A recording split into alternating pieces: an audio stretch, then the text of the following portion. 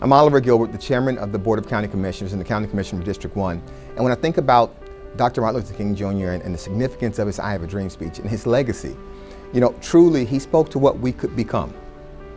He was truly, I think, the first person who expressed a problem, but along with an undying optimism. He tied our freedoms according to him were inextricably tied together. In that way, he described an America that we were working towards, and I love to believe that we're still working towards that America. Dr. Martin Luther King Jr., while he was a man that fought for civil rights for the African American community, he's really a man that fought for just and rights all across. He's a man that saw no race, no color, no ethnicity, and just fought for what was right. And that's something that we still do today, many years later, not only in our nation, but also here in Miami-Dade County. And we have to continue fighting that model with prestige, with professionalism, with kindness. Growing up as a young girl in Haiti, the I Have a Dream speech was the first one that I learned by heart. What really struck me growing up under a dictatorship which used the most repressive methods to stifle dissent.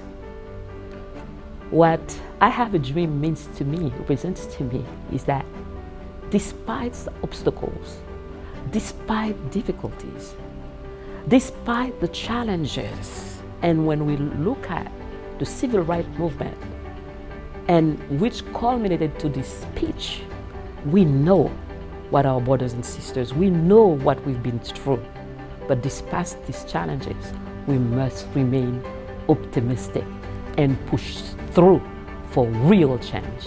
We honor Dr. King's legacy by continuing to find ways to create a more inclusive, just, and prosperous future, which was his dream, which I think we all can connect with. As Dr. King has said, the time is always right to do what is right.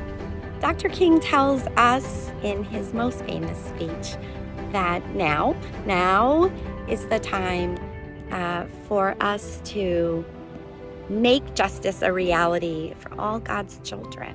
And so this year on Martin Luther King Day, let's all of us take a moment to think about what we can do to make sure the dream of America is available to everyone who lives here. As we commemorate the 60th anniversary of Dr. Martin Luther King's speech on the steps of the Lincoln Memorial in Washington, D.C. in 1963, we reflect on the part of his speech that said, "I have a dream, that my 4 little children will one day live in a nation where they will not be judged by the color of their skin, but by the content of their character." I believe we should continue to strive toward Dr. King's goal of having a more just and fair society by focusing on the content of a person's character. Well, today we celebrate Martin Luther King Day and his tremendous advocacy.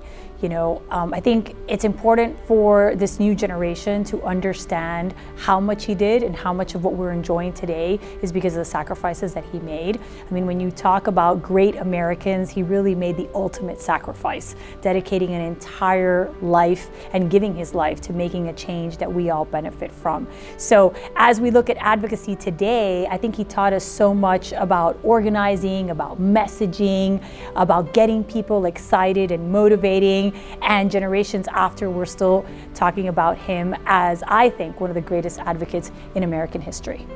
I don't think that there's a more critical character in the civil rights movement than Dr. Martin Luther King.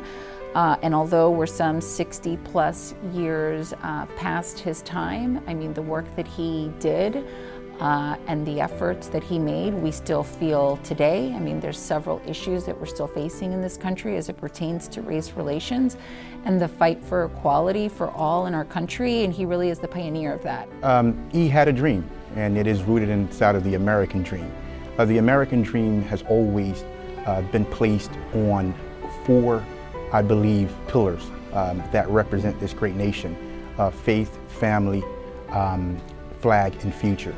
Those 4 pillars are the pillars that Dr. King so eloquently spoke of, and so much asked that we all abide by and live by in order to carry out the true creed of this great nation, and that is to love one another, based upon those 4 pillars. Dr. King's contribution is something that we can't even fathom, because this is a man that taught us, and I say this as a Guatemalan American, he taught humankind that we can make a difference if we simply try. Martin Luther King was a man that never remained silent at the sight of injustice, but instead he confronted it with peace. He fought against adversity with compassion, and he defeated violence with love. Dr. King will always be remembered as a true American hero, because through his legacy, he taught us that we can change the world if we're simply bold enough to try. You know, I think the part of the speech that resonates the most with me is the one that deals with the future, which is the content of the character of all of us. It's not, you know, we want in America where your gender, your color, your ethnicity is not the reason that we make decisions, but the content of your character. And character is a word that's used very loosely, but Dr. King used it the correct way. Character is not doing the right thing when everybody's looking. Character is doing the right thing when no one's looking. And Dr. King exemplified that. So I hope we as Americans keep that in mind and get back to a country that focuses on the content of your character. There's a lot of significance with Martin Luther King Jr. and his accomplishments, not only in civil rights, but to be the great defender of the First Amendment to our Constitution. And that's what's very significant for me. He stood up and fought in a time that was very difficult to make sure that every American could live their life as they saw fit in this country, using the First Amendment as that tool that guarantees us all the freedom of religion, press, assembly, and allows us to petition our government. For that, I thank you, Martin Luther King Jr., for the work that you did to make sure that every American can live their lives as free men and women.